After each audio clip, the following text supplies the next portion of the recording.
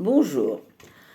Pessah arrive vraiment très très bientôt et pour cela je voudrais vous faire des petites recommandations nutritionnelles à l'approche de Pessah. Bon, alors on va commencer déjà par parler de la matzah. Une matzah équivaut en nombre de calories ou à peu près à 2 tranches de pain normal ou 4 tranches de pain allégé. Donc on a peut-être tendance à manger, bon il faut juste savoir que quand on mange la matzah, en plus de ça, la matzah elle est plus grande que le pain. Ça veut dire que quand si on veut tartiner quelque chose sur la matzah, on va en mettre plus parce qu'une matzah c'est plus carré, c'est plus grand qu'une tranche de pain. Donc il faut prendre tout ça en compte. En plus de ça, il faut savoir quelque chose d'autre. Si c'est un petit conseil que je donne, bon, mis à part le sort du seder, bien sûr, où c'est différent, mais d'une façon générale, si vous avez l'habitude de manger du pain en temps normal, que le matin ou que le midi ou qu'une seule fois par jour, eh ben continuez à manger de la matzah qu'une seule fois par jour. Bien sûr, je parle en dehors du jour du seder en lui-même. Donc c'est un petit truc à prendre, comme ça on n'a pas à manger tout le temps de la matzah. Donc c'est important de savoir. En plus de ça, la matzah, elle est beaucoup plus sèche que le pain. Elle est vraiment, c'est sec comme aliment. Il n'y a pas beaucoup d'eau dedans. Donc, qu'est-ce qu'il faut faire?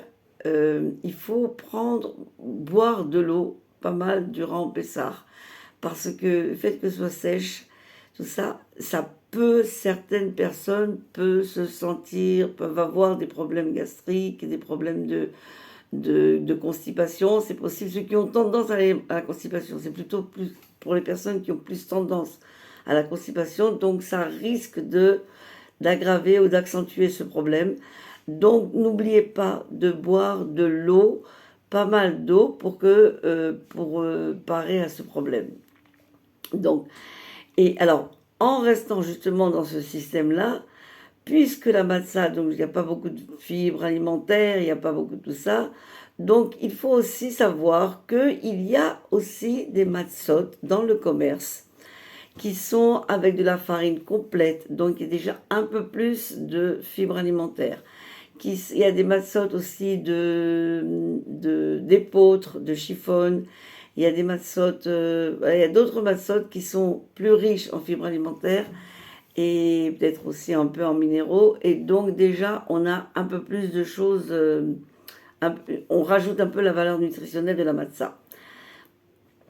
Ça, c'est une chose. Autre chose dont on peut parler, c'est que comme les légumes, c'est très très important de manger les légumes, bien sûr.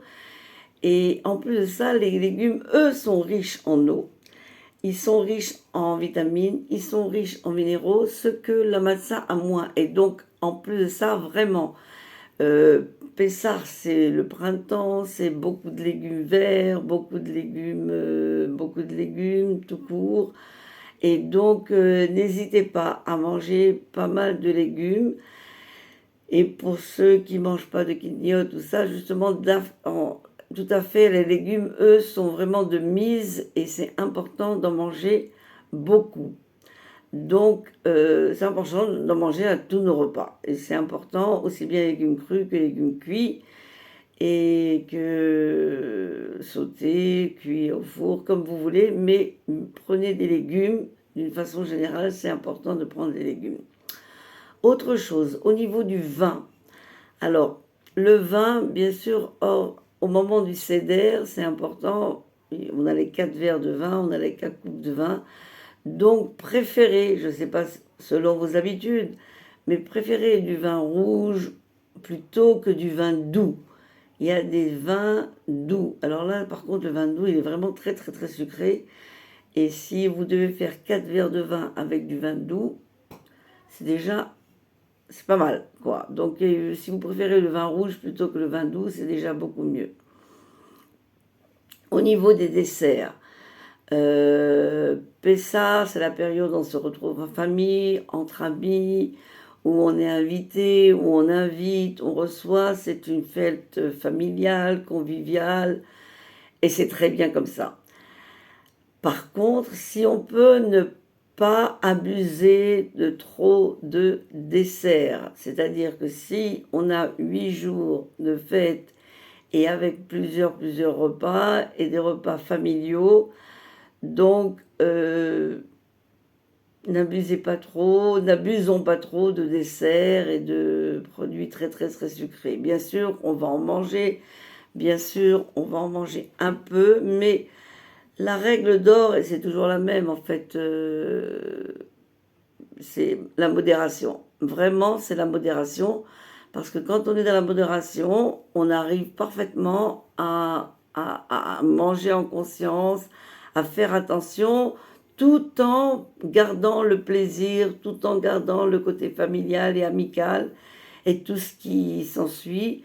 Il n'est pas question de ne pas se faire plaisir, mais par contre, plaisir ne rime pas du tout avec exagération. On peut se faire plaisir, mais avec modération. L'exagération, par contre, elle n'est pas de mise. Il vaut mieux ne pas faire d'exagérer comme ça, parce que justement, l'exagération, c'est jamais très bon. Voilà, je crois que... Alors donc voilà, beaucoup de légumes, de l'eau, pas d'exagération, la modération, manger la matzah qu'une fois par jour si vous avez l'habitude de le faire. Voilà, pour l'instant, ce sont les quelques recommandations nutritionnelles à propos de Pessah. Pessah Kasher Vesameach.